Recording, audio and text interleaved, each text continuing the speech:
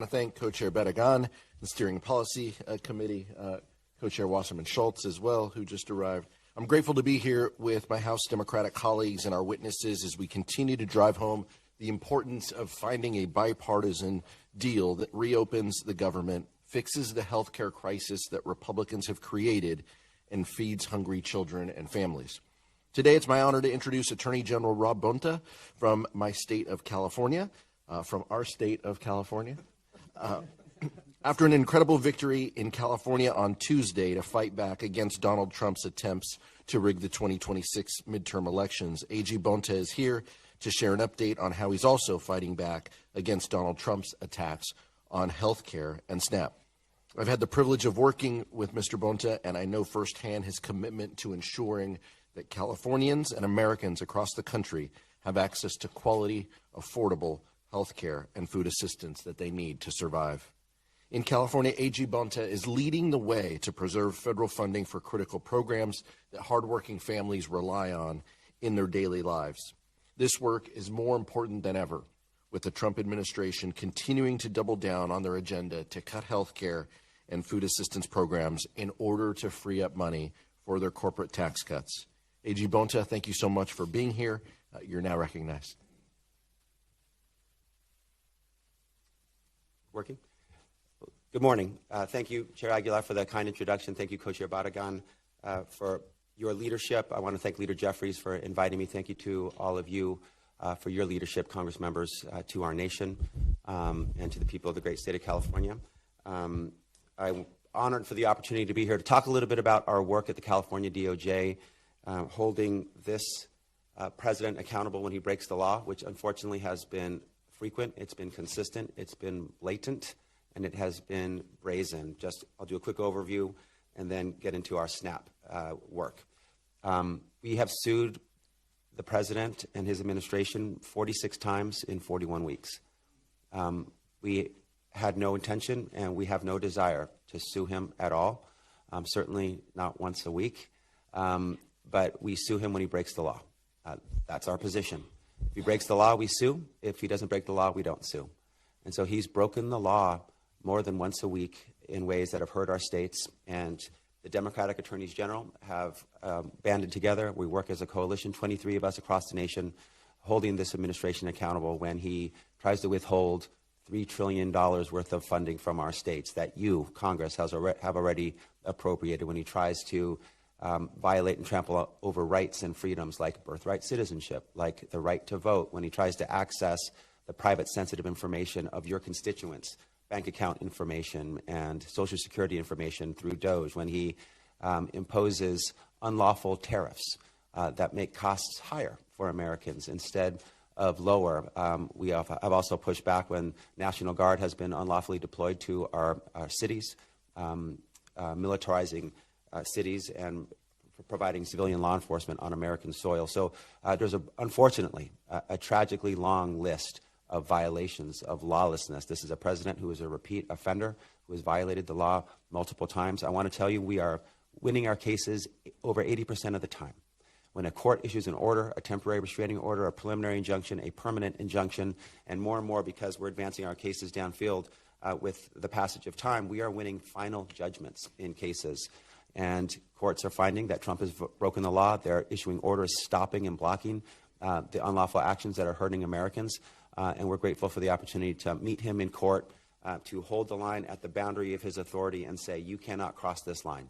You can do things lawfully, you can advance your agenda lawfully, but you may never advance your agenda unlawfully. And I also want you to know this, in all of our cases, he is following the court orders. There was one case where we had to move to enforce the court order, but the courts, their authority is alive and well. Their orders are being followed. They're being complied with. Courts remain a place where you can go get justice and accountability and stop an unlawful president from hurting Americans with his unlawful actions. I do want to also mention this. Not one Republican attorney general has brought any lawsuit challenging the unlawful actions, the unconstitutional actions of this president. They have bent the knee. They have been craven, they have been cowardly, they have been supine, they have allowed the president to do what he wants when he wants, including ripping away funding from the people in their states, trampling over the rights and freedoms of the people in their states. They have stood by and done nothing. And they have also, that includes standing by while SNAP benefits get ripped away from the people in their states. And as you know, SNAP is an entitlement program. The statutory framework uses the word shall. The payments shall be made to any eligible American. And in the history of our country, SNAP has always been paid to those who are eligible, including in times of government shutdown, including the 2019 Trump government shutdown. It is a entitlement program that is obviously a safety net service. These are people who are disabled. They are veterans. They are seniors. They are children. They deserve their government to look out for them and stand up for them and make sure that when they're hungry, they are fed. That's who we are as a nation. Trump deliberately, by choice, intentionally, went out of his way to rip away over $5 billion of funding for over 41 million Americans who are hungry. They gaslighted the American people by saying, quote, the well is dry, when the contingency fund for SNAP that is supposed to be used in times like this, at times of a government shutdown, was full of $5 billion to $6 billion worth of funding. And they refused to pay benefits to hungry Americans until the Democratic attorneys general and others, there's a separate lawsuit as well, brought lawsuits that required him, the Trump administration and USDA, to make the payments. We had to go to court and get a court order that ordered the Trump administration, the USDA, to use those contingency funds. The court also allowed the Trump administration to determine if they were going to use other funds to pay all benefits, which would have been a very appropriate thing for the Trump administration to do, given that this is an entitlement benefit. They decided not to. They decided to only use the contingency funds and make partial payments to those who are eligible across the states. That's a problem. Why? Because it is an administrative nightmare. It creates a delay. People are already not getting their benefits since the beginning of this month. It will take multiple weeks for these partial payments to be processed, for EBT cards to be loaded, and for hungry Americans to be able to get the food that they need and they deserve.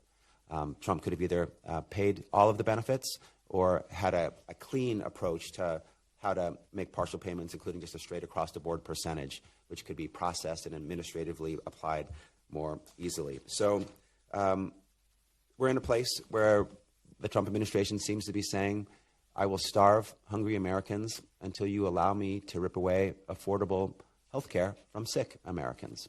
And he is treating hungry Americans, our most vulnerable, as political pawns in a very dangerous game. It's harmful, it's disgusting, it's dangerous, and we're not going to stand for it. So we've gone to court once again to hold this administration accountable. We will continue to be committed to upholding the rule of law, making sure we protect the health, safety of our of Americans. And I just want to say that as hungry Americans continue to be without the benefits that they deserve, we have a president who is more focused seemingly on his $300 million gold-plated ballroom, has been jet-setting overseas, and has not been attending to the needs of Americans. But the Democratic AGs and all of you are, they deserve leaders who will fight for them, who will stand up for them, who will be their champion, who will make sure that the hungry get fed and the sick have health care. So I thank you for your leadership. I'm honored to be here with you, and I'm happy to answer any questions that you might have.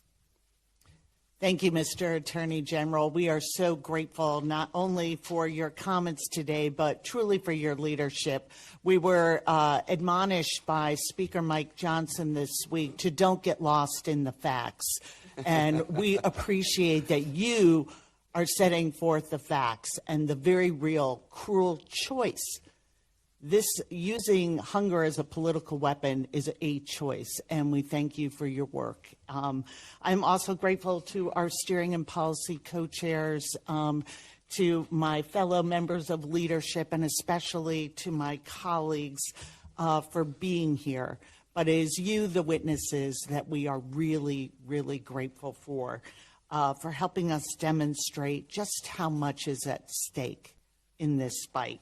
And I am especially grateful for our next speaker, who can shine a light on what it means to be a mom in America right now. And we have a White House that really can't stop talking about birth rates in our country.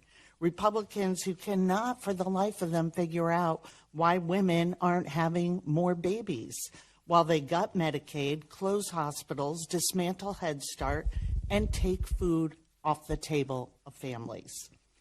Working women do not have the resources to become a mother, let alone be a mother.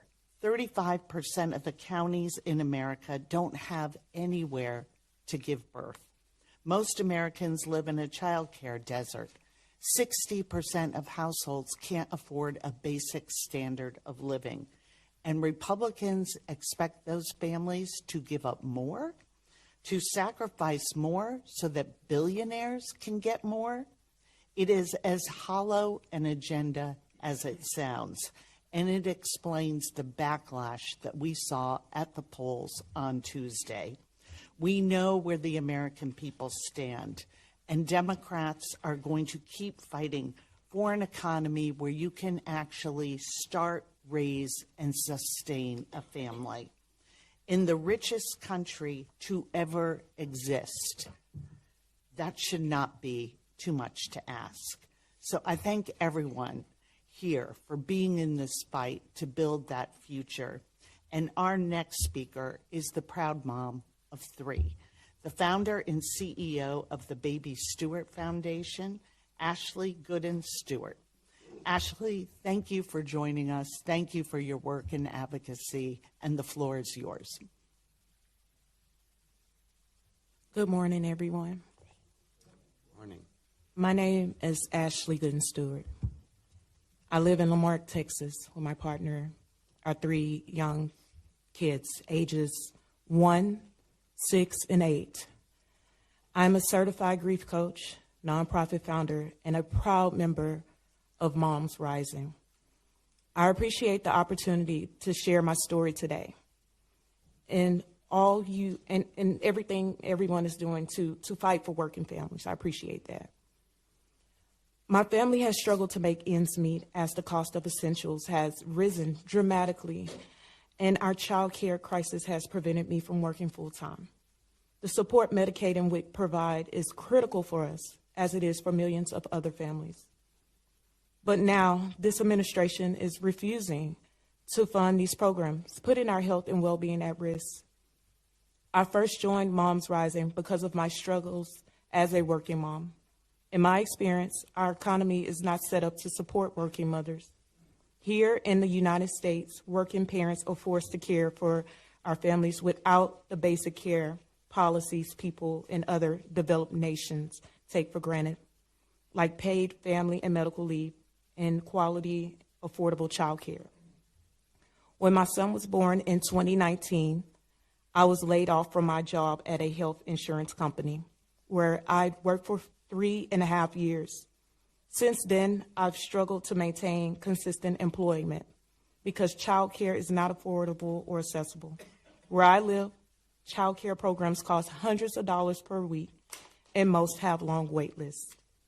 The best solution for me was to do contract work, but that is seasonal, spotty, and unreliable. Sometimes my mom helps with childcare so I can take on more hours, but she is a veteran with a disability and has limitations on what she can do. It's been a real struggle. Without my full-time income, my family has struggled to keep up with rising costs. As I said, WIC and Medicaid are critical for us. WIC helps me keep healthy food on the table that my kids need to grow and thrive. Eggs are expensive. Milk is expensive.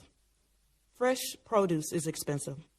These days, it feels like everything in life is expensive. WIC helps fill in the gaps. The breastfeeding classes WIC provides are incredible, as are the classes on child development milestones and cooking healthy meals.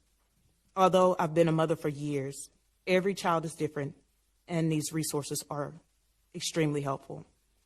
But for so many families like mine, the government shutdown is causing an enormous amount of stress because WIC and SNAP are running out of funds, and this administration is refusing to use the contingency funds Congress approved to protect them. My family has also received SNAP benefits, and although we recently lost access, So many of the families in my community that I support through my nonprofit organization depend on the support SNAP provides. I was relieved when I saw this weekend that a judge ordered Trump to release SNAP funds, but I've also heard that families may only get partial SNAP benefits this month. That will be terribly harmful for families in my community and across the country. I'm also terrified because this summer, Republicans in Congress voted to slash nearly $1 trillion from Medicaid. Medicaid is a lifeline for us. It's the reason I had access to quality prenatal and postpartum care when each of my children were born. Medicaid enables us to take our kids to the doctor when they're sick and for all their routine checkups. My older daughter has asthma and severe allergies, and Medicaid helps us afford the medications and specialists she needs to stay healthy. I have no idea how we'll access care without it.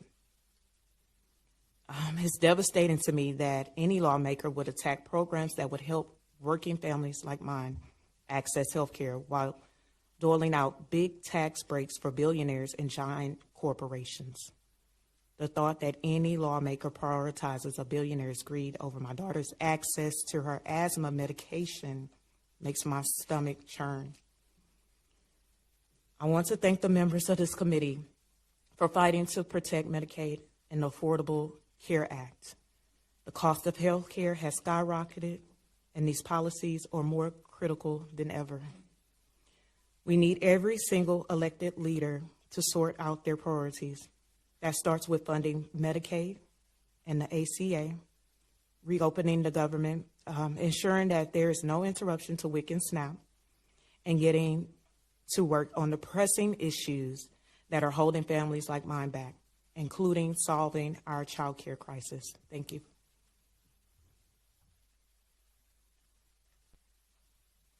Thank you. Representative Dean, you're now recognized. Thank you very much. Good morning, everybody. Is this on? Can you hear me? Yes, thank you. I'm pleased to be here, but I'm not pleased for the many reasons we are here, the dysfunction that brings us here. But I am proud to be here with the steering and policy leadership. Thank you for calling us all together. And you see here on the dais also our caucus leadership. Take note, Democrats are here. Democrats have been here, wanting to solve the problems of the American people, some of which are so self-inflicted by this administration, it is unconscionable. We are here. The Speaker of the House shot us all home September the 19th. So while we talk about, what are we up to, a 37-day shutdown, something like that, add 11 days to that, because we left 11 days early under the gavel of the Speaker of the House, knowing that a shutdown was coming, knowing that SNAP benefits were at risk. So I'm pleased to be here with you in this leadership, pleased to be here with these testifiers. I have the awesome privilege of introducing a constituent of mine, Miss Lisa Bogaki. I won't tell her story because I want you to tell your story. It's an important story. It's a unique story. It's a human story, but you are not alone, and I know you know that. My district spans Montgomery and Berks counties outside of Philadelphia, and it's important to note that it's a wide range of very diverse families who are impacted by the dysfunction and shamefulness of what's going on here under the Trump administration and Republican leadership. This policy committee is shining a light on health care and on SNAP. People are living in fear that come the new year, they won't have access to care. They won't be able to afford care. In my district alone, suburban Philadelphia, as many as 28,000 people are at risk of losing their coverage. At least 22,000 will see their premiums skyrocket, thanks to the cruelty of this administration and the complacency of the Republican leadership and the silence of the others. The big ugly law made devastating cuts to Medicaid and to SNAP. And while we're talking about the SNAP crisis right now from the drying up of resources, let us not forget that under the big ugly bill, the administration and the Republicans took $186 billion to SNAP.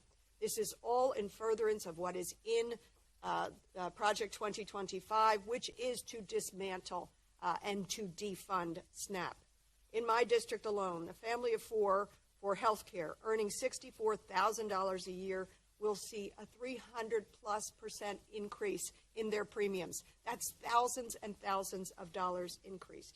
And who is it? It's working families, it's children, it's single parents, it's seniors, it's veterans, it's people with disabilities, it is people in recovery at risk of losing Medicaid and coverage. Our neighbors' health, well-being, and dignity are on the line. If you hear a tone in my voice that says I'm outraged, I am outraged. We are all outraged on behalf of the American people. A lot of things go on in the chamber, but for the chamber to have fallen silent for these last 6 or 7 weeks is unconscionable. That's why it is critical that we hear from people who are directly affected to paint the picture of what is being lost, of the humanity that is being impacted. So that's why I'm grateful to you, Lisa, from Fleetwood in my district. Fleetwood is in Berks County, Pennsylvania. Lisa, I ask you and thank you for being willing to come here for the inconvenience of that, to tell the story of how your family relies upon the Affordable Care Act. I do want to remind you, we are thankful to you for telling your story, but we know you are not alone. As I discussed this with my district team yesterday, person after person on the call said, and Lisa represents so many of our constituents. With that, Lisa, the floor is yours.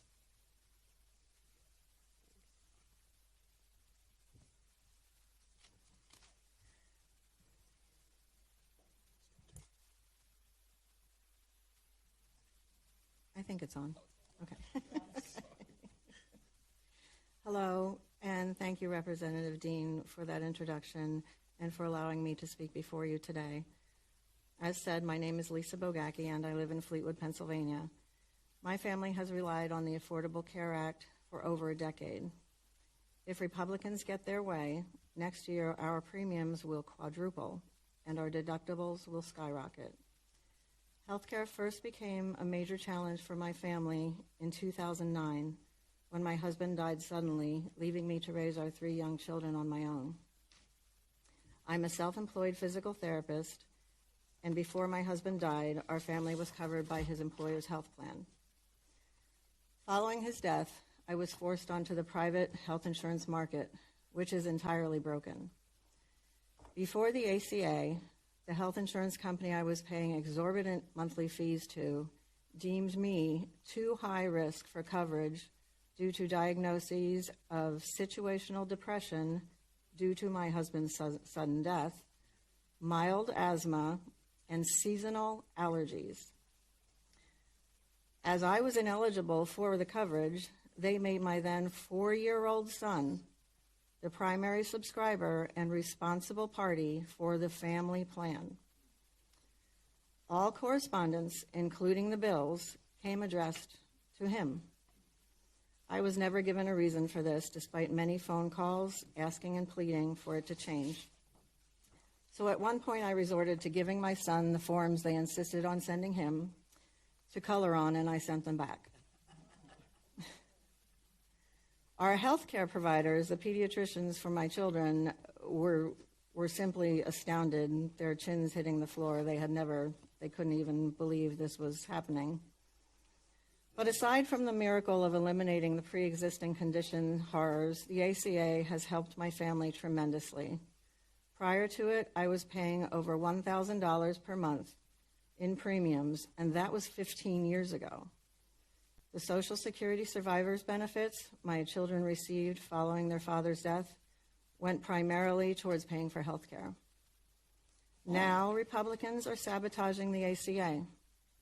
Next year, my monthly premiums will quadruple, and my deductibles will skyrocket. The plan I am able to afford will now have deductibles of $8,450 per individual and $16,900 for family, which is now my youngest son, who is 19 and a college student, and myself. This makes my coverage essentially catastrophic coverage, as without an unfortunate major health event, these deductibles will never be reached. As the only wealthy country without guaranteed health care, we should, at the very least, be working toward making health care more accessible and affordable to all of our citizens. Letting subsidies expire and cutting essential programs like Medicaid and Medicare can literally be a difference of life and death to many. As a healthcare worker for my entire career of close to 40 years, I cannot comprehend the thought of going without insurance. Yet I am already forgoing certain medical care that is not covered by my bronze level health plan, choosing instead to try to wait another 5 years until I'm eligible for Medicare. We cannot pretend to be a great country when we allow citizens to languish without full medical coverage, unless you happen to be lucky enough to be able to afford it. Thank you to all of you for hearing me and for continuing to do the work that is so needed in these times. Thank you. Thank you, Lisa. Representative Ivey, you are now recognized. Thank you, Madam Chair. I'd like to thank the Steering and Policy Committee for putting this hearing together. I appreciate the fact our leadership is here with Catherine Clark, Caucus Chair Pete Aguilar. And I want to thank all of you all, the witnesses so far. Very powerful testimony for your statements here today that I think really helped to shed light on where we are. I see Mr. DeMarco is here, someone I've known for decades who's been working on these issues and really making a great difference. So I'm pleased to see you here today. And it's critical for us. We're in a major fight right now. There's an affordability agenda that the Democrats continue to push. Healthcare is at the center of it. And, the testimony you've given so far, I think, really underscores why. And I want to make sure we sort of point out and reemphasize the point that I've been seeing happening here for a while. The Republican attack on Obamacare, or the Affordable Care Act, but I prefer to call it Obamacare. That's been going on for 15 years now, and they realized they couldn't take it out with a frontal assault. So now it looks like they're trying to go after it with death by 1,000 cuts. And when we hear what kind of impact the premium jumps are going to have, I think that really underscores the danger and the impact that can have on the American people, millions of American people. We've got Bobby Laughlin here today, who I think is going to add to this as well. He's an outstanding individual. He's personally experienced the life-changing impact of some of these federal health care policies and what they can do. And I know he's been a great voice in Maryland as well. On behalf of the Maryland delegation, I'd like to introduce Mr. Laughlin for his testimony and thank him for coming in today to provide it. Thank you for allowing me to speak today. My name is Bobby Laughlin. I live in Baltimore, Maryland, work in both the restaurant and HVAC industries. Neither of my jobs provide me with an insurance plan. I buy my insurance through my state's marketplace. The federal health care tax credits have been a lifeline for millions of Americans like myself who struggle to afford quality health insurance. They have lowered my monthly premiums significantly, reduced my deductible by thousands of dollars, and improved my access to health care greatly. Previously, I was paying for a higher cost plan that did not give me much coverage. I had a high deductible and was paying hundreds of dollars for visits to specialists. If I had needed to go to the emergency room or needed other expensive treatment, I would have been put into thousands of dollars of debt. Most importantly, because I have a better plan now, I have had access to preventative care for elevated cholesterol, which would have otherwise gone unnoticed. I live a much healthier and financially secure life because I have quality, affordable health care. Millions of Americans like me need the federal tax credits to be continued. Easy access to affordable health care has made it possible for Americans to stay healthy and productive without fear of financial ruin from expensive medical bills. This law is not only important for the health and well-being of tax credit recipients, but it has significant economic benefits for the country as a whole. By providing affordable health care to Americans, we can help to reduce the overall cost of health care nationally. This will lead to a healthier workforce, reduce absenteeism, and increase productivity. With the rising costs of living, a slowing job market, and an uncertain economic outlook, it is more important than ever for this nation to take decisive action to ensure that those who need the health care can afford it. Without accessible and affordable coverage, millions of Americans risk falling into crippling debt, suffering from preventable and debilitating health conditions, and even losing their lives. Protecting access to health care is not only a moral imperative, it is essential to the long-term health productivity and stability of our communities. If the federal tax credits end, health care will become a major expense for me. My premiums will more than double, and I will be forced to downgrade my plan to something that will barely cover my needs or give up my insurance entirely. I will be put into a situation where if I am seriously injured or am struck by chronic illness, I will be bankrupted by medical debt. This will not only affect me, but millions of Americans who do not receive health care from their employer. Families, children, and small business owners and contract workers will all be less healthy and financially burdened. This will have a net negative effect across the country, and I pray that these credits can be extended and save millions of Americans from suffering and harm. Thank you for allowing me to speak today.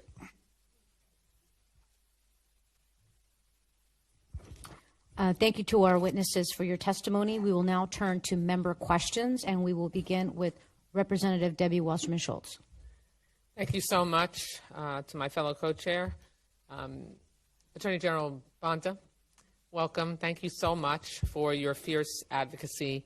It is really incredulous that not a single Republican Attorney General in the country has filed a lawsuit to fight back on the completely illegal actions throughout this first 10 months of the Trump presidency.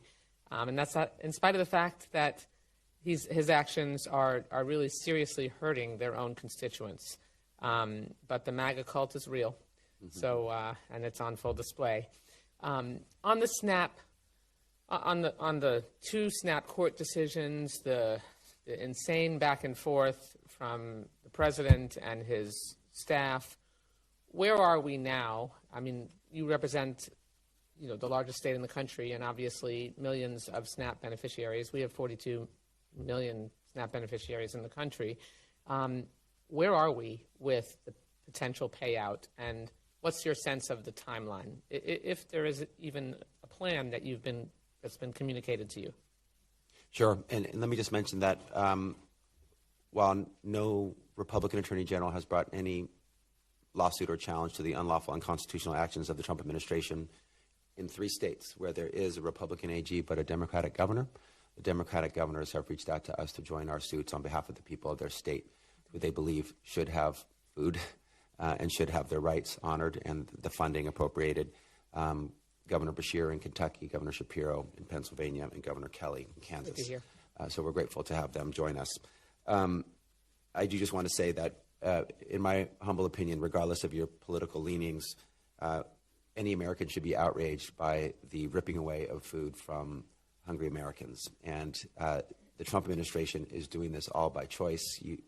Many of you know there was a posting by the USDA on the website indicating that they were going to pay the funds during the period of the government shutdown, and then they did a 180-degree turn and removed that from their website.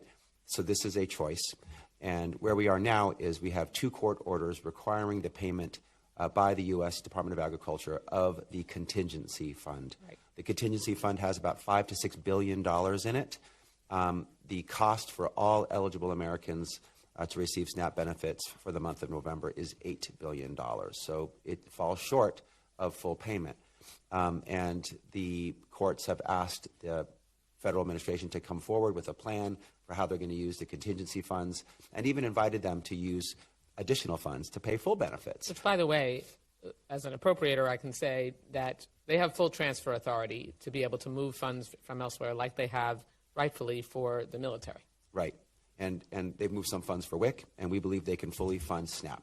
But they decided not to, and they decided to propose a formula that is very administratively burdensome, slow, and difficult to administer. So right now where we are is a proposal by the federal administration to make payments that, partial payments that could take weeks, in some states 4 to 6 weeks before the payments can be processed. So there's no sense of urgency.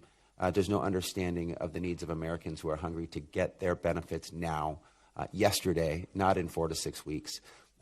The plaintiffs in the 2 cases are proposing alternatives, including full payment as an alternative and a cleaner partial payment approach that's easier, more easily administrated,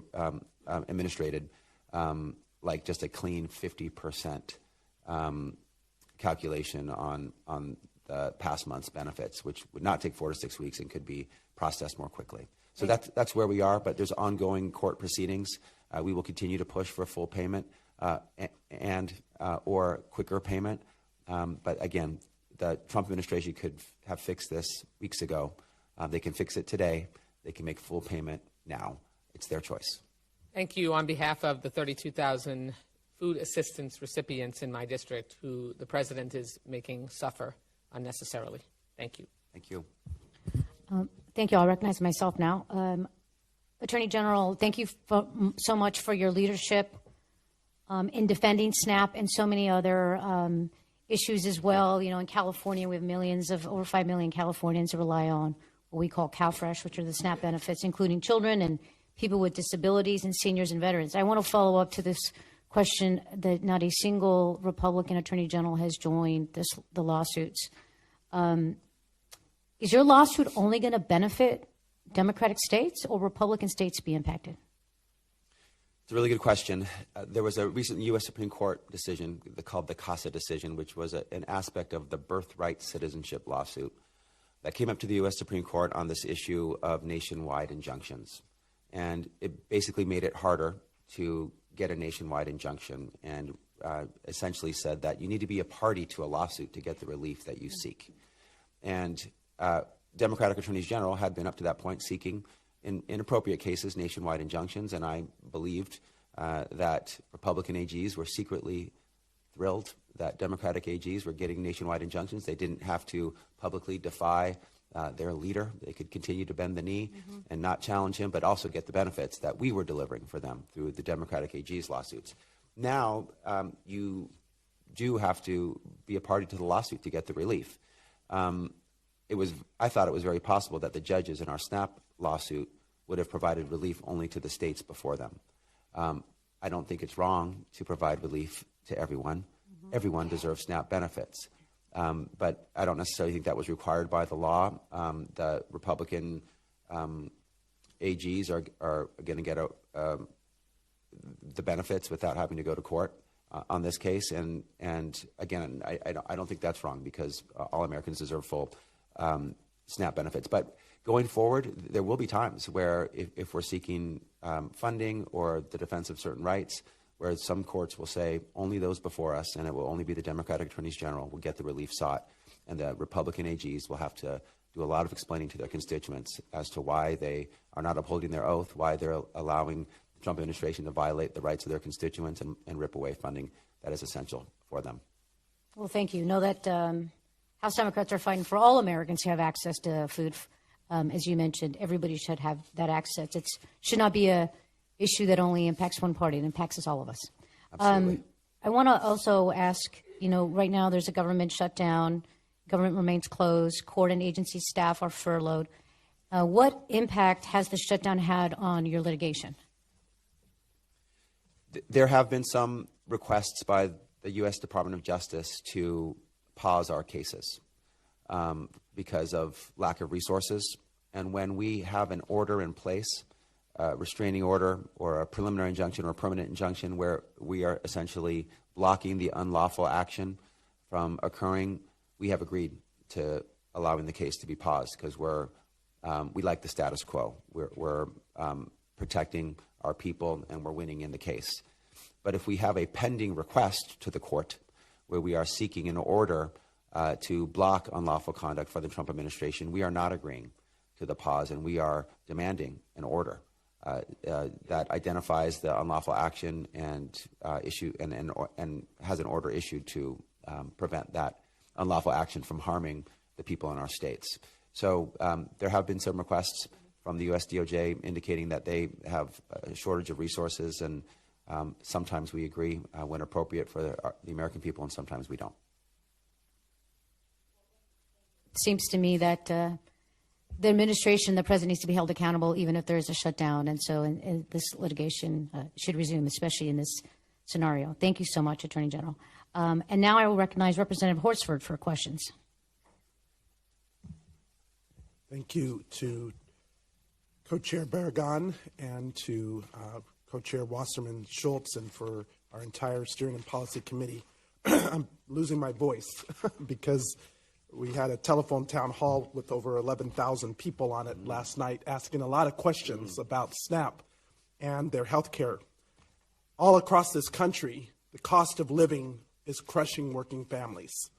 Grocery prices are breaking budgets, rent keeps climbing, and now skyrocketing healthcare costs are set to push people past their limits.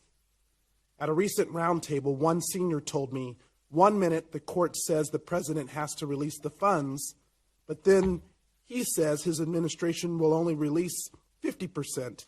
Then we hear the state is stepping in. Do you see why many of us are so panicked? President Trump is giving people an ultimatum. Choose between food, rent, or their health.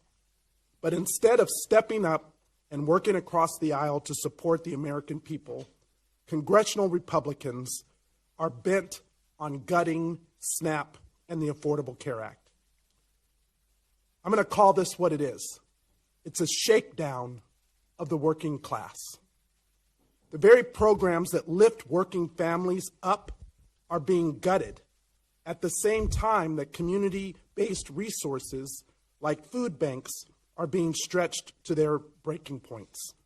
We should be focused on affordability, on making SNAP stronger, on making health care within reach, and ensuring that every worker earns a fair day's pay for a fair day's work. Many of the people that are on SNAP are working people, but they're not being given a livable wage. And I call on those companies to do their part and raise the wage of these workers. But to Speaker Johnson, my message to you is to bring the House back into session. Bring your conference back to the table. It is time to govern. It is time for serious, grown-up conversations about how we reopen this government in a bipartisan way, how we lower cost, and how we get this country moving again.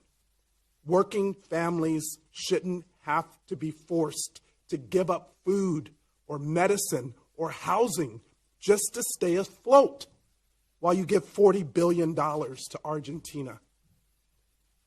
AG Bonta, I want to thank you for your work to hold this administration accountable. You said you've had to sue them 46 times in 46 weeks. You and 23 other attorneys general, including my own Attorney General Aaron Ford from Nevada, successfully intervened to hold the Trump administration accountable and to secure these SNAP benefits for 42 million people, including 500,000 in Nevada. However, following your lawsuit and a similar one in Rhode Island, President Trump posted on Truth Social that SNAP benefits will, quote, only be given when the radical left Democrats open the government, unquote. Later, the White House press secretary walked those comments back, saying partial SNAP benefits would still be issued for this month. What is your reaction to this president's remarks and really lawlessness against the courts and their order? It's outrageous, it's disgusting, it's despicable, and it's unlawful. And he may be okay starving hungry Americans, treating them as political pawns in his very dangerous game, but the law does not allow for it. We will not stand for it as Democratic AGs, and the court order prevents what he is saying. He is required, and they are paying the contingency fund component. So, and it's confusing and scary and irresponsible for him to post like this. And his press secretary walked this statement back later and said the contingency funds would actually be paid against the desire and the will of the president to starve hungry Americans. But it shows where his head is and where his heart is or where it's not. And that's why we've had to sue the president 46 times in 41 weeks, because he goes off on rants like this. He has contempt for the law. He is untethered from the facts, and he continues to break the law. And so we need to rein him in, and we will continue to do that, and this is another example. Thank you. If I could just briefly, Ms. Gooden-Stewart, thank you for your attendance, for your lived experience, and for sharing that and the strength that you represent on behalf of so many millions of Americans. How are the further cuts to SNAP and WIC and Medicaid straining the limited resources that you and other families are struggling with right now? Well, myself and the families I serve in my community, with everything just being limited, resources, help, nonprofits like the Baby Stewart Foundation, it's been hard already. Families have been making the awful decision to, buy 2 weeks worth of diapers, or do I take the little money that I have and go buy groceries? So these are some of the decisions they're making. And with everything going on with the government shutdown, it's not going to lead to better living conditions. It's almost as if, these people have nowhere to turn, the families have nowhere to turn. And, it may cause issues like what you said with the food banks and everything. The food banks in Galveston County are asking for donations. They see what's going on. It's elderly people hungry, disabled vets, and with these limited resources and funding low, it's extremely hard for everyone. So just having the sense of community and having to pull the little resources that we have to help people is what we are aiming to do right now. Thank you so much for that testimony. Next, we have Representative Thompson. I recognize you for your time. Thank you, Madam Chair, and thank you to the Policy and Steering Committee and all the members who are here today, and to all the witnesses who've just done an outstanding job sharing your very compelling stories. And a special thanks to my Attorney General. General, thanks for being here. You've been on the tip of the spear, as it's been pointed out, on every major issue where this administration is trying to hurt the people of our state of California and people across the country. Thank you for that. Thank you. Well, welcome to day 37 of the federal government shutdown, the longest running shutdown in our history, beating the last record set under this president during his first term in office. Well, I don't see that as winning. It's a monumental failure of the House majority, and it continues to be prolonged because of this president. The same president who, when there was a shutdown under a Democratic president, said it's the president's fault if the government is shut down. Bottom line, Speaker Johnson sent a continuing resolution to the Senate that doesn't have the votes to pass. So it's simple. Speaker Johnson, bring your Republican members back from vacation and work with Democrats to draft a bill that will pass and will fund and open the government. Too much is at stake to continue to have your members out on vacation. People are losing their health care. And make no mistake, nobody in America should not be able to have health care, nor should anyone be forced into bankruptcy trying to pay their medical bills. People are losing their food security, the majority of which are working people, kids, seniors, and the disabled. And make no mistake, nobody in the richest country in the world, a country that, by the way, feeds the rest of the world, should go hungry. Federal workers are working without pay, they've been laid off, or they're furloughed. That just should not happen. Mr. Speaker, you're guilty of public policy malpractice. You have a responsibility to work for the American people, all of the American people, not work against them. Convene the House so we can open the government and address the issues important to the people that we represent. And in addition to the things that we're talking about, which are extremely important, there are a ton of other issues we should be here working on. Telehealth has expired. There's no farm bill. Flood insurance has expired. Appropriation bills haven't been passed. The FAA flight safety legislation has not been passed. If for no other reason, bring us back so we can join Marjorie Taylor Greene in reading the names of the people who are on the Epstein files. There's a ton of things we could be doing. So bring your members back. Let's work together to address the issues that the American people sent us to Washington to work on. General Bonta, You mentioned that in your lawsuits that there's maybe some question as to whether or not all states would benefit from this. But the fact of the matter is, if it just affects people in California or the other states where attorney generals have joined you, we're talking about all the people. I mean, this isn't just helping Democrats in one state or another. Isn't this helping all people? Aren't Republicans who are disabled, Republicans who are working for substandard wages, kids who are going to school and to bed hungry, won't they benefit too? 100%, Congressmember Thompson. When we bring our lawsuits and we secure relief, if the court issues an order that applies to the 23 Democratic Attorney General states, everyone in those states benefit, regardless of political affiliation, regardless of party. Every child, every senior, every disabled person, every veteran, whoever is eligible for the relief gets that relief. So thank you for that clarification. Thank you very much. I yield back. Thank you. I now recognize Representative Takano.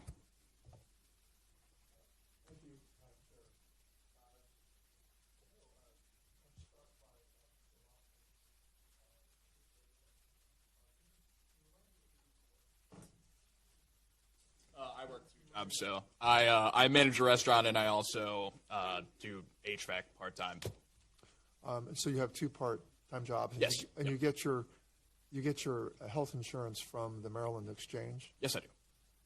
And you currently have a gold plan. I have a silver plan, and it costs me under $70 a month. A silver plan, and the tax credits, the enhanced premium tax credits, help you afford that policy. Yeah. Without them, it would be like around $400 a month. Have you been able to check what the premiums cost now? Are those available on the website? I think it'll be around 200. Maryland has, for another year, they're going to foot a little bit more of the bill. So we're lucky in Maryland that we have that, but it is still going up, yeah.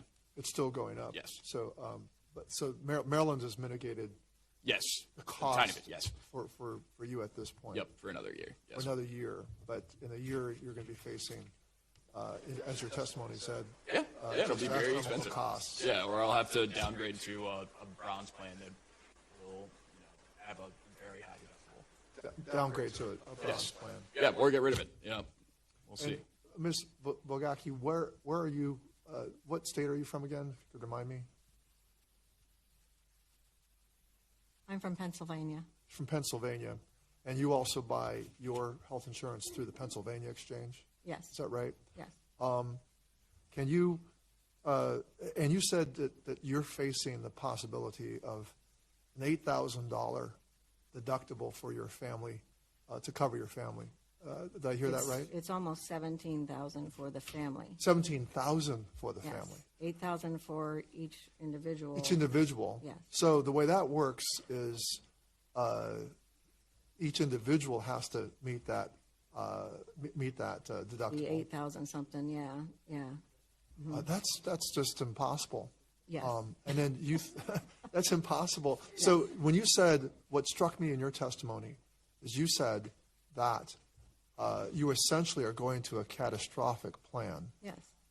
Which doesn't really help you pay for the everyday things. If you have chronic disease or you have to manage all these other illnesses, an accident happens, out of pocket, you're going to spend up to $18,000 for your family. Yeah, yeah. But of course, you need the insurance because if someone gets cancer or something like that, you're facing hundreds of thousands of dollars. Exactly.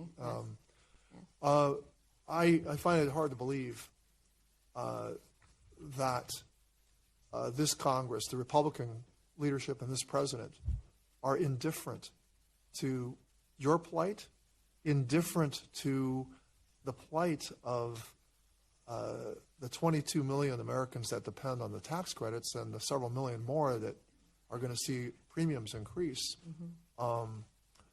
That's just heartbreaking for me, and I want you to know that I stand square, shoulder to shoulder with my colleagues so that we can protect health care and lower these costs. Thank you. Thank you for being here, all of you. I yield. Thank you for those questions. And I know one of our witnesses needs to depart. I want to thank you all for being here. Mr. Bonta, if you have to depart, that's okay. We appreciate your being here. I will now recognize Representative Scanlon. Thank you, Madam Chair, for bringing us together while House Republicans and President Trump continue to be AWOL on solving the health care and affordability challenges that Americans, including those here today with us, are facing every day. Last week, for the first time ever, SNAP benefits lapsed. In the 60 years since SNAP was created, through recessions, natural disasters, prior shutdowns, the federal government has never missed a SNAP payment until now. And why? It was a choice by this White House. It was a choice to defund SNAP because Congress has already authorized billions of dollars in emergency money to fund SNAP, including during government shutdowns. After states were forced to sue the federal government, 2 federal courts have ordered the White House to release the SNAP funds. But instead of following the law and feeding hungry families, this administration initially refused to release the SNAP money and continues to refuse to seek alternative sources of funding, which again is a choice. It's a choice to delay the fraction of benefits that the White House is releasing. It's a choice to tell states that they will not be reimbursed if they step in to fill that gap and feed families. It is a choice to create a bureaucratic nightmare for states that are scrambling to get those SNAP payments out the door and into families' pockets now that the White House is forced to pay out some of them. And as AG Bonta mentioned, the Pennsylvania Secretary of Human Services has sent a letter to the White House talking about the bureaucratic nightmare that has been created. It's also a choice to forbid food retailers and community partners from offering discounts to SNAP participants, punishing the small businesses that are trying to help their neighbors in trouble. But that happened this week, too. And we can't forget that 12% of all grocery purchases in the U.S. are made with SNAP dollars. So it's hurting grocers, too. President Trump knows all this. He maintained SNAP benefits during the second longest shutdown in U.S. history, which, not coincidentally, was during his first administration. No White House, Democrat or Republican, has ever blocked SNAP payments and let millions of kids go hungry until now. 42 million Americans rely on SNAP to put food on the table, almost 90,000 in my district. And the human cost of these choices are staggering. In my district, Anna and her husband work long hours at multiple jobs to make ends meet, but they still need SNAP to feed their family of 5 and afford basic necessities. Anna doesn't know what they're going to do because they didn't get their November benefits.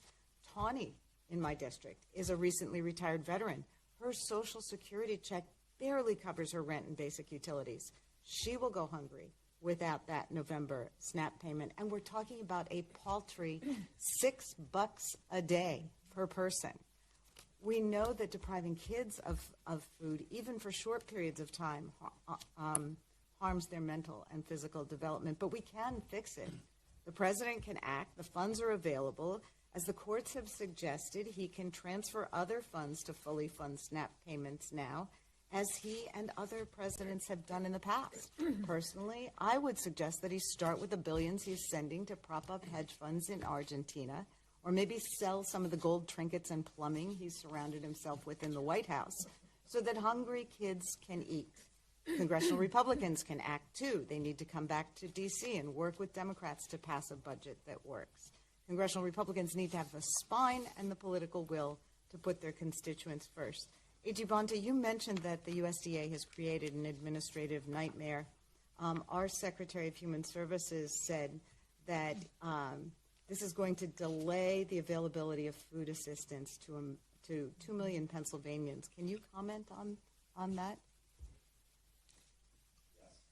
Let me just first reaffirm and reemphasize your point that this is all a choice. This is deliberate, this is intentional, this is cruel by design to not make payments and to only make partial payments and to delay payments. It required the administration to break the law to depart from all historical precedent and to even contradict their own statements that they were going to make payments that they posted on a website a month ago.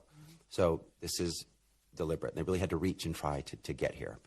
They can make payments easier. They're proposing the most painful, slow, burdensome administrative approach. And the fastest way and the most efficient way to make payments is to make full payments. It's easy. It's simple. It can happen immediately, and it could provide food for everyone who needs it. The second best would be to have some clean percentage application, maybe 50% if they're going to do partial payments, which I don't agree with, but if they're going to do it, at least make it fast instead of making it partial and slow. So they could, 50% across the board, a percentage would be much more administratively appropriate and digestible and able to implement. So there are alternatives. They know they're there. They're avoiding them, again, to your point, by choice. Thank you so much. I yield back. Thank you. And now we have been joined, and it's my honor to introduce our Democratic leader, Hakeem Jeffries. Good morning. Thank you, Nanette, for that introduction, for your leadership as Steering and Policy Co-Chair. It's an honor and a privilege to be here with all of my colleagues and certainly, of course, all of you for today's hearing, the 16th in our series of Steering and Policy Committee engagements designed to make sure that the American people can speak directly to the Congress and to the nation about the challenges that you all are facing in your day-to-day lives. I'm grateful, of course, to the leadership team, members from the House Democratic Caucus, and of course to our witnesses for your presence here today. Thank you, Attorney General Bonta, for your incredible leadership on this issue and on many issues on behalf of the state of California and the country. To Lisa, to Ashley, to Bobby, thank you for being here, for the work that you do in your communities, and for speaking out against the extremism and the harm being caused by this administration. This is day 37 of the Trump Republican shutdown, the longest in our nation's history. And the American people continue to be hurt by the chaos, the confusion, the cruelty that Donald Trump and Republicans are inflicting on our nation. For the first time ever, SNAP benefits are not being sent out, even after the administration was ordered to do so by 2 different federal courts. Donald Trump and his administration are also threatening to withhold back pay for hundreds of thousands of federal workers who have been furloughed or working without pay for the last several weeks, in violation of a law that Donald Trump himself signed in 2019. And because of the Republican refusal to extend the Affordable Care Act tax credits, tens of millions of Americans who are now in the open enrollment period are experiencing dramatically increased premiums, copays, and deductibles that could bankrupt them or deprive them of the ability to see a doctor when they need one. In some cases, of course, we know those premiums could increase by $1,000 or $2,000 per month. It's unacceptable in the United States of America. The incompetence and the cruelty on display by this administration and by Republicans in the House and the Senate is staggering. Now is a time when we need willing partners on the other side of the aisle, but they've been missing in action. House Republicans, in fact, have canceled votes for 6 consecutive weeks. They are on a taxpayer-funded vacation and refuse to do their job. Senate Republicans, at the same time, have been engaged in legislative insanity, bringing the same failed partisan Republican spending bill to the floor 15 or so times, knowing the same result was going to happen, it would fail. And Donald Trump, of course, is throwing parties for the wealthy, the well-off, and the well-connected, destroying half of the White House, and somehow can find $40 billion to bail out a right-wing wannabe dictator in Argentina, but can't find a dime to prevent health care costs from skyrocketing or to stop seniors, children, veterans, and disabled Americans from going hungry. Is that what America First looks like? It's outrageous, and the American people have clearly had enough. So whether in the Congress, in the courts, or in the community, it's important for all of us, and House Democrats will continue to fight for a bipartisan spending agreement that improves the health, the safety, and the economic well-being of the American people, to end this reckless and unprecedented Trump Republican government shutdown, and to make sure that we decisively address the health care crisis that Republicans are visiting on the American people.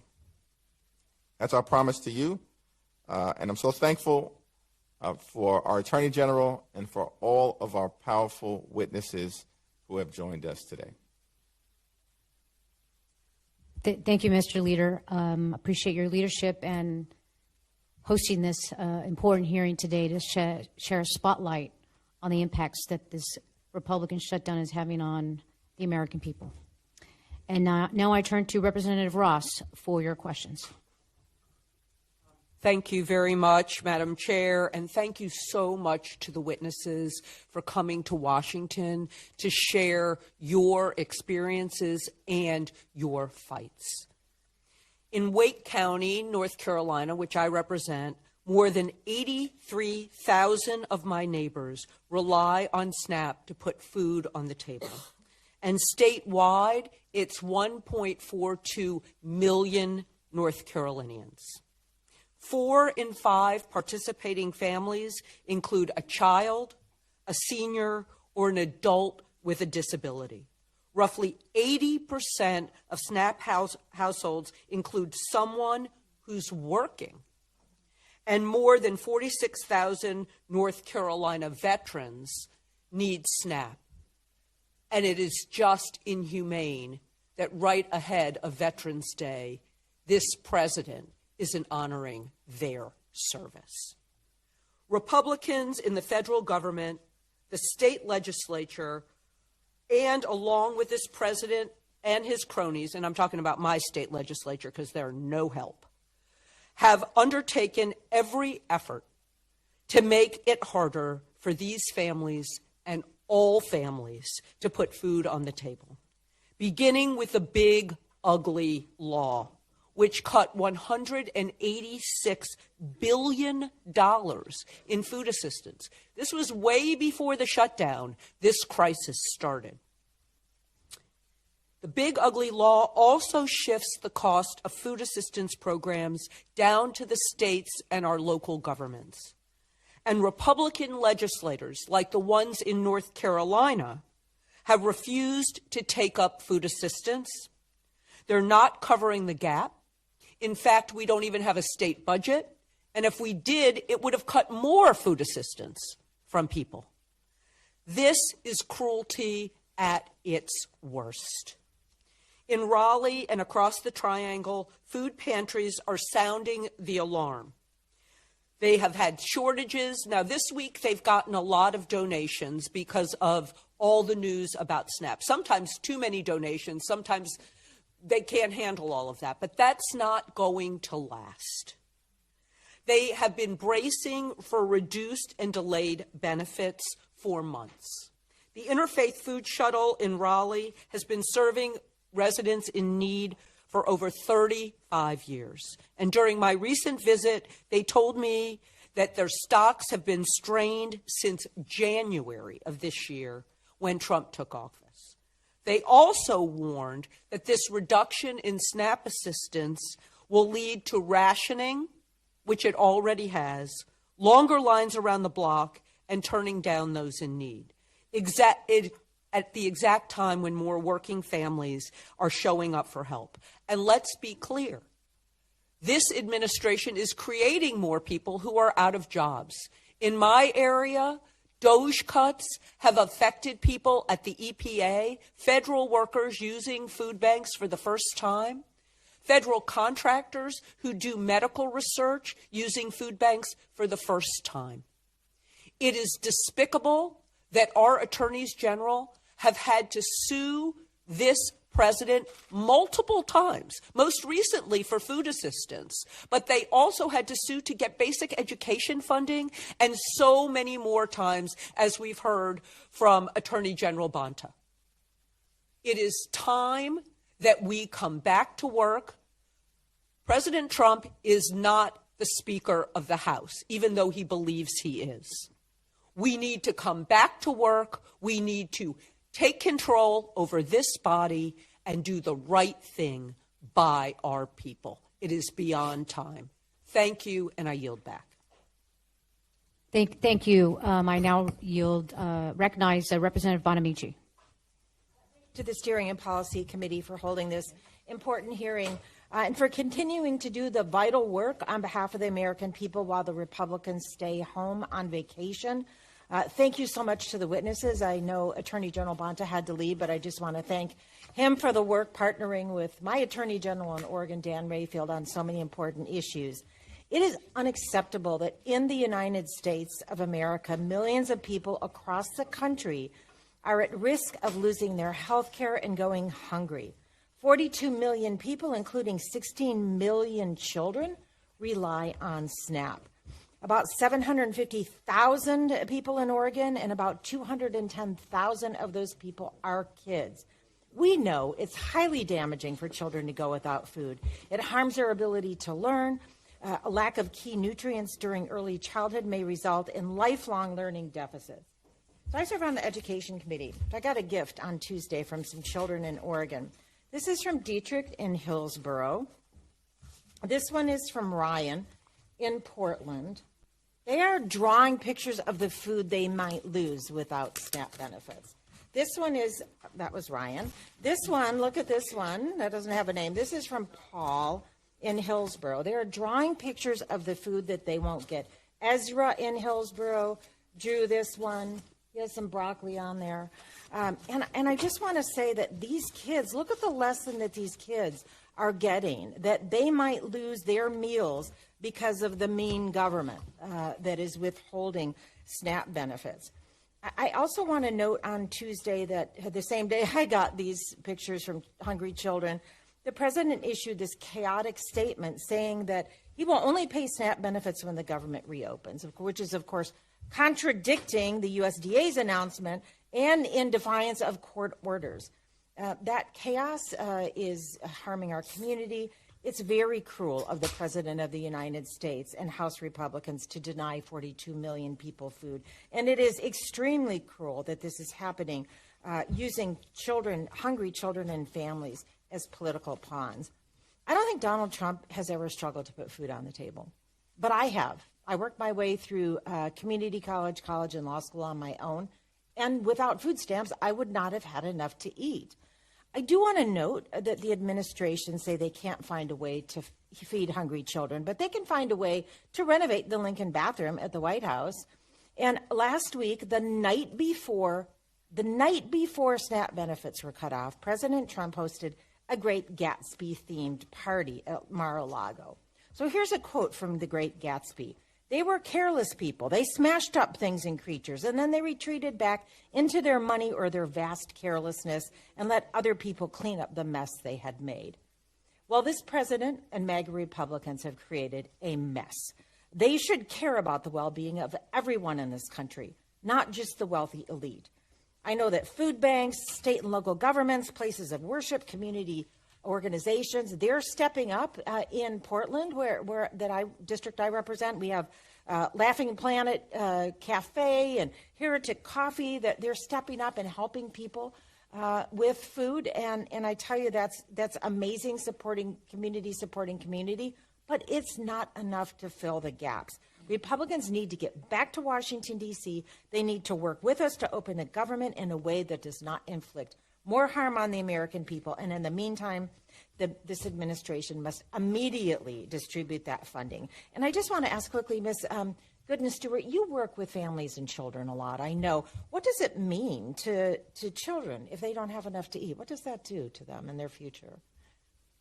When children don't get enough to eat, it damages their self-esteem, their mental health and well-being, and it also causes disruption in the classrooms. Thank you very much. And I yield back just with the hopes the Republicans get back here and end this shutdown. Thank you. Thank you. I now recognize Representative McCollum. Thank you so much. Thank you very much. I want to thank the witnesses here today for sharing their stories. You know, I've heard from thousands of my constituents. They've reached out about the slashing of $1 trillion from Medicaid. In my district alone, there'll be 19,000 people who are expected to lose their Medicaid coverage. And as I said, people have been reaching out to me. I had a constituent that reached out to our office, and she told me she logged on to review her plan options and found her payments are going to go from $204 a month to $614 a month. In Minnesota, actually, does some reinsurance. Without what the state contributed, it would have even been higher than that. But that's the difference to her of $4,920 a year with a higher deductible. So what are people deciding to do? They're telling me that they're going to forego health care, maybe forego a dental plan. Maybe they'll delay seeing a doctor because of a copay until it's absolutely necessary, because they just can't afford to do anything else. So I know we're hearing those stories all over, and I thank you for sharing what you're hearing in what you do. Now, make no mistake, thousands of Americans are going to lose their health insurance, and they're not going to seek medical care, and they're going to be in emergency wards, which is more expensive and worse for them. But then there's SNAP. 40,000 Minnesotans who rely on SNAP are going to lose their ability to buy nutritious groceries. And then I'm going to add one more thing to the mix. I'm going to add heating assistance. It's called LIHEAP. It's getting cold in Minnesota. In Project 2025, LIHEAP was eliminated. In the president's budget, it was eliminated. The administration on April 2025 fired the entire staff responsible for the program, and that has halted reimbursements to the states. 130,000 Minnesotans use LIHEAP to heat and cool their homes. And we know many of these folks, they depend on all three programs just to survive. So my question is to Ms. Golden Stewart. You're here representing nonprofits, and the nonprofits in Minnesota administer a lot of these programs, and they're involved in it from food shelves to LIHEAP to helping navigate. Please let us know the strain that this is putting on nonprofits, hearing the stories, and then knowing you can't do anything to help many of these people. Being able to help families in need, individuals in need, has been a huge strain in the nonprofit sector. You hear stories, you hear testimonies all the time. You get phone calls in the middle of the night of people needing diaper need, food assistance, utility. And it breaks my heart, honestly, to tell a family that the other partnering nonprofit organizations don't have the funding at the time. Resources are limited, and it doesn't solve their issue. You know, they need the help. They reach out to churches, they reach out to nonprofits, and it's nothing that we can do at the time.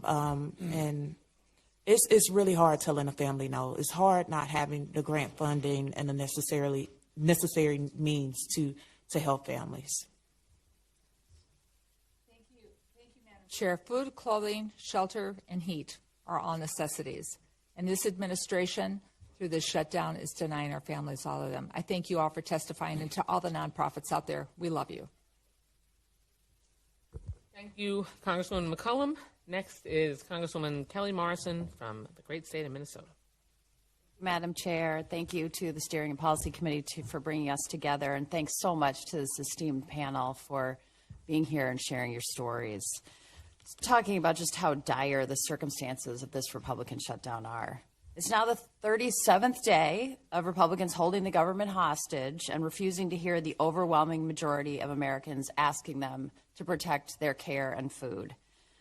I have the honor of representing the people of Minnesota's 3rd District, and as we dive deeper into how these crises are compounding harm to our communities, we can draw no other conclusion that the cruelty is the point.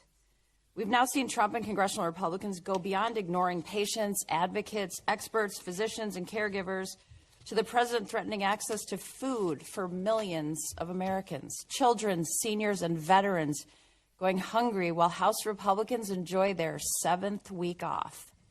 The American people have been abundantly clear. They want their representatives to address the rising cost of health care, stop grocery prices from increasing, and deliver stability and affordability. But congressional Republicans and the Trump administration have refused to show up to address these crises. In fact, earlier this year, they united to implement a direct contradiction of what the American people asked of them. Their most significant accomplishment thus far was to make the single largest cut to health care and food assistance in our nation's history. They've tried multiple excuses and rebrands and smokescreens in a desperate attempt to conceal the reality of their so-called one big beautiful bill. Now they are once again uniting to undermine affordability by refusing to extend ACA tax credits that help families, small business owners, farmers, and caregivers afford their health care. In brief, Trump is threatening to withhold SNAP funds in order to skyrocket premiums for American families just a couple of months after his signature bill cut billions from Medicaid and SNAP.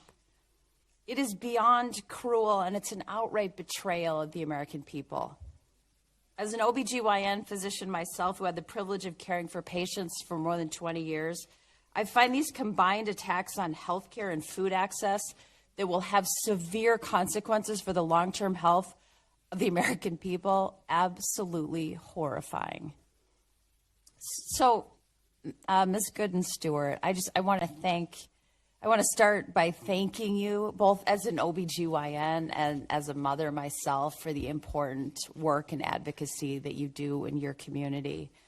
Can you elaborate a little bit more on the changes you've seen in the day-to-day realities of families in your community since Trump and congressional Republicans' cuts to health care and food assistance have begun? Of the families that I serve in Galveston County are hardworking families. So due to the changes, not being able to have the necessary access to SNAP, families are either taking on more additional hours at work to be able to afford food and just the basic necessities, and which is taking them away from the home. So that's been a very critical part. Or families are having to take a day off work just to go to the food bank or to go to some of the organizations that still have funding and means at this time for additional assistance. Taking parents away from their children is an aspect that we haven't talked about as much, so thank you for highlighting that. And then just briefly, in your experience, what are the long-term community impacts when kids grow up without access to the food and health care that they need? The long-term effects to children not receiving food, it's damaging. It does cause a lot of issues with mental health, a lot of trust issues or mistrust. It takes a dig at their self-esteem and their confidence, and it also puts them in survival mode. Just being in crisis or trauma that they're too young to process can develop issues later on. Thank you very much. Thank you, and I yield back. Thank you, Congresswoman Morrison. Next, I'll recognize Congressman Sean Casten from Illinois. Thank you, and thank you all for coming today. I think one of the hard things about being a legislator and writing laws is that we write laws that affect hundreds of millions of Americans. We tend to talk in statistics, and we think in statistics. I think about the 1.9 million people in Illinois who depend on SNAP. But then I think we're also, we always have this specter hanging over us of Joseph Stalin, who said one death is a tragedy and a million is a statistic. And I would never have thought I would be at a point where to understand how the President of the United States thinks, to understand how the Speaker of the House thinks, you have to read Joseph Stalin. And I'm not saying that to be, who else as a political leader, has intentionally chosen to starve their own people to achieve political ends? Mao? Stalin? It sure as hell ain't the people who star in the book that Mike Johnson said, if you want to know what I think, just read the Bible. And yet that's where we are. And you know what I appreciate about this hearing and all you coming in is that you're giving the American people the ability to understand those individual tragedies. I guess, Ms. Gooden-Stewart, I'd start with you. We're talking about the reality that this White House, under pressure, has maybe agreed to provide half of the SNAP benefits that they are legally obligated to provide. But even that, because they delayed, is going to be a 2-4 week delay depending on the state. So can you just help us out with, maybe some of the individual stories of the folks you represent? How much does a full SNAP benefit give them security? And how long can they afford to wait if that money is held up, even if they get it all back? Are these families that can afford to wait 2-4 weeks? Are they sitting on a lot of cash? What does that mean practically for these folks? Even the delay in the SNAP benefit, it still puts the families that I serve, it holds them back. They rely on SNAP benefits to, make ends meet for the month. Because we're not talking about when the SNAP benefits run out. It doesn't keep them 100% secure, but it's better than nothing at all. And so basically, you're saying that these families, the children are going to go to school hungry and only be able to rely on the support of the school, the breakfast, snack time, if some schools are able to even afford that, and lunchtime. That's what they're relying on. The food banks, like I said, in my area, they need help. They need donations. They're doing the best that they can. The needs are growing rapidly. And those food banks are for the people who typically, don't qualify for SNAP, right? Well, it's different in our area because even if you qualify for SNAP or WIC or whatever the benefit is, you can still receive that additional support. Yeah. But when it's not there, then what are families going to do? They don't have an emergency fund. They don't have anything to pull out of when they run out of food or run out of SNAP or even delayed these things. Most of these families don't have the villages that they once had back in the day when community would come together. They would cook together. They would, barter. That doesn't exist. And when we're in a small town of Lamarck, Texas, population of 14,000, it's hard to even access food on a normal day, healthy options on a normal day. So it's just, like I said, it's a total loss to these families. And they honestly, when I speak to them, feel like they don't have a way out. It's a lot of uncertainty. Well, thank you for showing the morality and the ethics that seems to be absent in the White House and the Speaker's office. And I just hope they follow from your example. Yield back. Thank you, Congressman Caston. Next, I recognize Congresswoman Sarah McBride from Delaware. Thank you so much, Madam Chair. Thank you so much to you and the other chairs of steering and policy for bringing us together for this conversation. And most importantly, thank you so much to our witnesses who have shared their stories and their experiences with us here today. You shouldn't have to be here, but you have to be here because Republicans are not here and because millions of Americans are experiencing affordability crisis that needs to be urgently addressed. We are here today because when the government shuts down, it's not just Washington that suffers, it's our neighbors. In every single one of our districts across this country, in our districts and in our Republican colleagues' districts. And I'm here today because I want to join you all who have so powerfully shared your experiences and your perspectives to lift up just some of the voices of the more than 100,000 Delawareans who rely on SNAP for food assistance and the 50,000 Delawareans who rely on the Affordable Care Act tax credits for health coverage. If it weren't for the courts, Donald Trump would have chosen to withhold life-saving food assistance that millions of families rely on just to get by. Despite a court order forcing the administration to release food assistance funding, this administration is still playing politics with the livelihoods of millions of Americans, resulting in partial payments and delays in food assistance that our constituents can't afford to experience. It may continue to refuse to act to make health insurance affordable for people who are playing by the rules. As I mentioned, every week I hear from Delawareans who are paying the price for these political games. I think of a 68-year-old grandmother in Milford, Delaware, who's raising 2 grandsons on a fixed income. She worked at the chicken plant her whole life, and now she's praying because she can't afford rent when her lease renews in January. A young mom from Georgetown living with a seizure disorder told the food pantry she gets $298 a month in SNAP to feed her 2 small kids. That's less than $75 a week to put food on the table for a family of 3. A mom from Harrington who works as a caregiver came in with her 6-week-old baby and her teenage daughter. She said she's visiting the food pantry for the 2nd time this month because grocery prices have outpaced her paycheck. She is doing everything right, but she's falling behind. And a 25-year-old pregnant mom from Laurel was forced to stop working at the chicken plant at 38 weeks of pregnancy because her doctor told her she had to.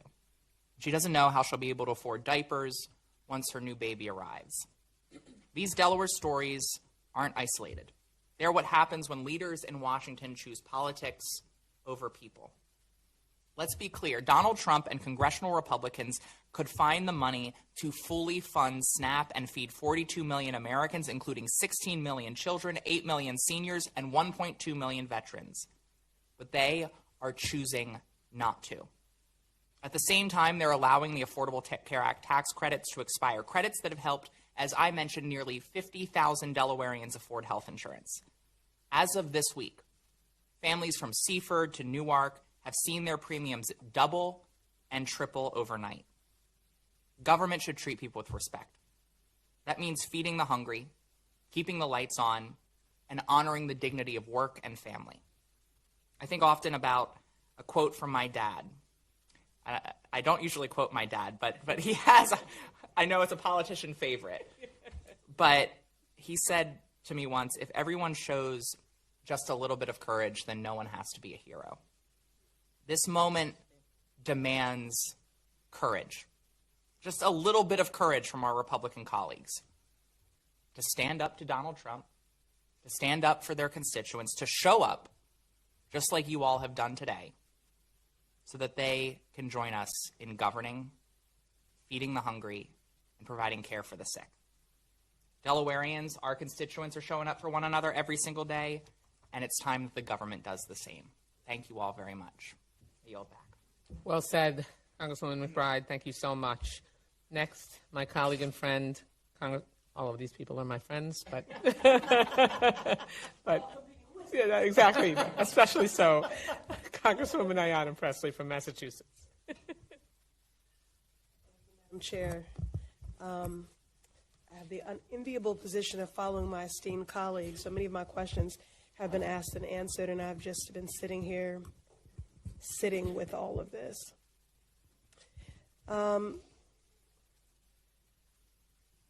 You know, I work alongside people who speak with a mouth full of scriptures, but seem to carry a heart full of hate,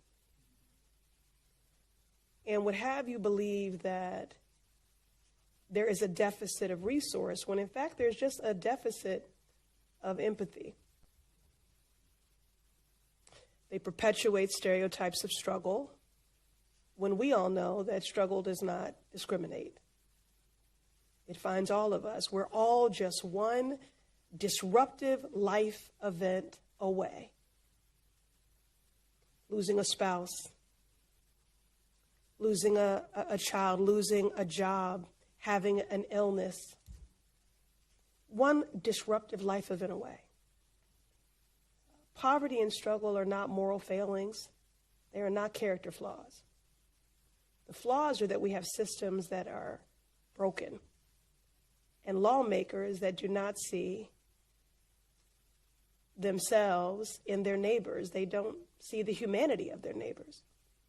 So I thank you all so much for being here. I look forward to a day where you do not have to relive the hardest moments of your life in order to compel action from your government.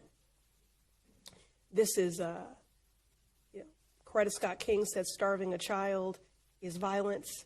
Contempt for the working man and woman is violence. This is violence. It's policy violence. It's policy negligence.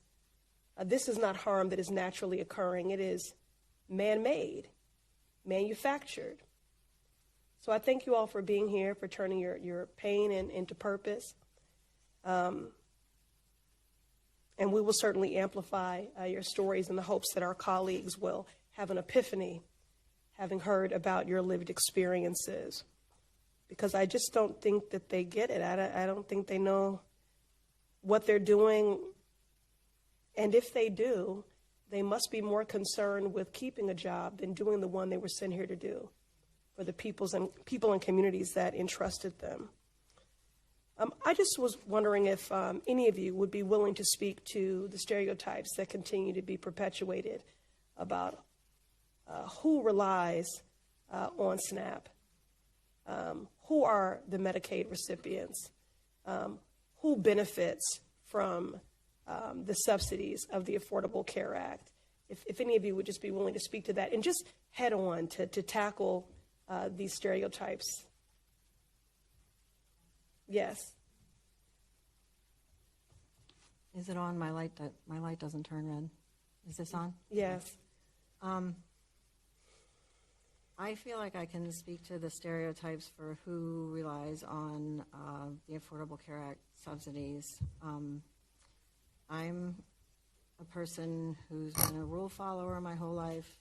I was that good girl who just did everything the way I was supposed to do it. And as you said, I'm sorry, it takes one event that took away more than half of our family income and left me with these 3 little children. Thank you. And we have lived through dealing with people, thankfully not my friends and families, but my young son in middle school said he had to point out to his friend that said people on Obamacare were just lazy and didn't want to work. And that friend of my 10-year-old son was talking about my son and didn't know it. So it's not, the stereotypes are not correct. I am, as Representative Dean said, I am not alone. I am not special. There are so many people who are doing everything the way it's supposed to be done, and yet still I've needed multiple of these social safety nets. My kids got the Social Security survivors benefits, and we needed, the Affordable Care Act help. And I'm a professional. I don't flip burgers, that term they like to always say, but it's still not enough. Our society is not set up for a solo parent. It's just not. And I think it's not wrong to say that government should look more into those situations because there are so many of us. I'm very grateful for your candor. And again, I'm so sorry that you have to relive the hardest times in your life to compel action from the government to meet your most basic needs, which in my opinion are a human right. Food is a human right. Food is not just nourishment. It is health. It is medicine. It is dignity. It's readiness to learn. It's readiness to work. Health care is not a nice to have. It's a must have. Mm-hmm. So we're already over time, so I will defer to the chair to get us back on schedule. But thank you very much. Thank you so much, Congresswoman Presley, and thank you, Lisa, for continuing to share your really searing story. Next, my colleague and neighbor and friend, Congressman Darren Soto from the great state of Florida. Thank you, Congresswoman Wasserman Schultz. I represent the district with the second most Obamacare enrollment in the nation. Many of you may be shocked to know that all top 10 Obamacare districts are in Florida, including my colleague here. It has helped vastly reduce our uninsured rate and helped with a lot of small business owners and independent contractors. It's been a smashing success in the Sunshine State. And so that's what this fight is all about. It's also about SNAP. Trump had discretion with both contingency funds and with other funds in the USDA to fully fund SNAP.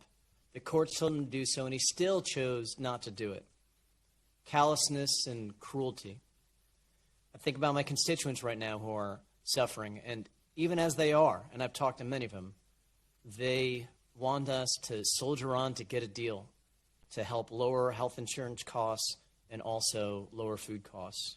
And I was just at Second Harvest, our local food bank, and volunteering and hearing their stories about how nonprofits are stepping up, but they can't fill the entire breach. We know that.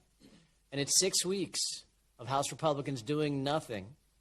Meanwhile, Trump has started to build a billionaire ballroom, thrown decadent Great Gatsby parties, unfortunately in our state, the home of the largest Obamacare exchange in the nation, and a $2 billion corrupt cryptocurrency scheme.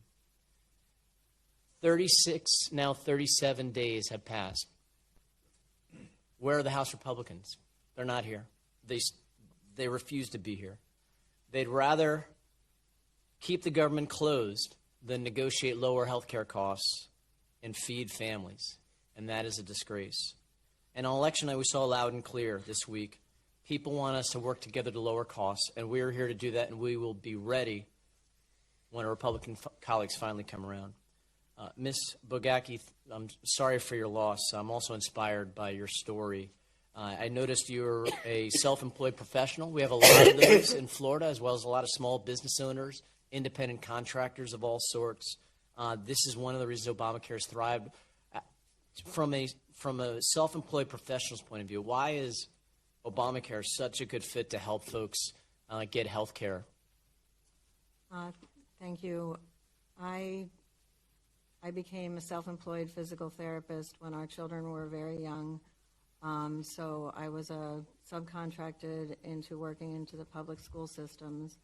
And it just, like I said, we had been on my husband's employer plan. But I needed to keep that job when he passed because it allowed me the flexibility that these contractor positions have, and it was in a school system, so the summers were much less busy for work. And did you have access? So you didn't have access to employer-based health care, is that correct? No, I did not because it was I was contracted into the school. I was not a school employee. Thank you so much. Mr. Laughlin, I want to talk a little bit about young people. We know, when I was a GW law student here in Washington, D.C., I didn't have health insurance, because it was before the ACA, right? And so the moment I graduated from college, here's my diploma, and there goes your health insurance. And I remember being insured for multiple years. And then I had major medical, which, unless you really, really are hurt, it really doesn't do much. How has the ACA been helpful for you as a young person to get insurance and to be able to make sure that you're covered? To get a much better plan than I would otherwise have, and for a much cheaper price. So it's helped me greatly, and thankfully I'm healthy and I don't use it very often, but at the same time that keeps everyone's premiums low because when you have young people in the system, that allows there to be more money for everyone. And every young person is one accident away or one Yeah, surprise health yes. issue And- away Yeah. from needing it. And so thank you for sharing your stories, and I yield back. Thank you so much, Congressman Soto. And last but not least, but unsurprisingly because he is our most current junior member of the caucus, and I believe the House as well, Congressman James Walkinshaw from Virginia. Thank you, Madam Chair. Hopefully for not much longer. Yes, exactly. Thank you all so much for being here. I just want to share a story that I heard from a constituent yesterday, Jack. And Jack is 25 years old, and he and his wife moved to Fairfax County, Virginia a few years ago, looking for economic opportunity. They got married, and they are expecting a baby boy at the end of this month, so they're very excited. And while they're joyfully preparing for that new arrival, as all expectant parents do, their budget is really tight. Grocery prices and the prices of other essentials have skyrocketed. Jack shared with me that he'll often have Campbell's soup for dinner so that they can afford the healthy food that his wife really needs during her pregnancy. They get their health care coverage through the ACA, and they're using the enhanced premium tax credits now.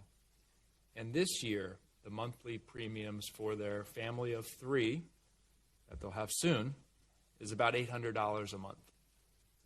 And when they logged on to the exchange, they were shocked to see that next year their premiums will double to $1,600 a month. And that's $800 extra a month that they do not have. They don't have it. And so for Jack, he told me there wasn't really a choice. They've decided that he'll forgo health insurance next year so that his wife and their new baby will be covered. And this is not a choice that any family should have to make. But these are the choices that families across the Commonwealth of Virginia and across the country are facing. In my district in Northern Virginia, 19,000 people are about to see their health care costs skyrocket if Congress doesn't act to extend the enhanced premium tax credits.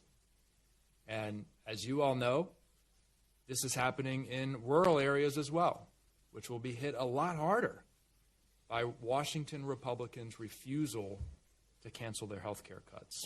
And it is shameful. And that's why we're here today fighting to make sure that no family has to choose whether mom or dad will get their health insurance next year. And Republicans need to come back to Washington and join us at the table to negotiate and prevent these devastating health care cuts to give families like Jack's and millions of families across the country the peace of mind they deserve, that they'll be able to afford their health care coverage next year.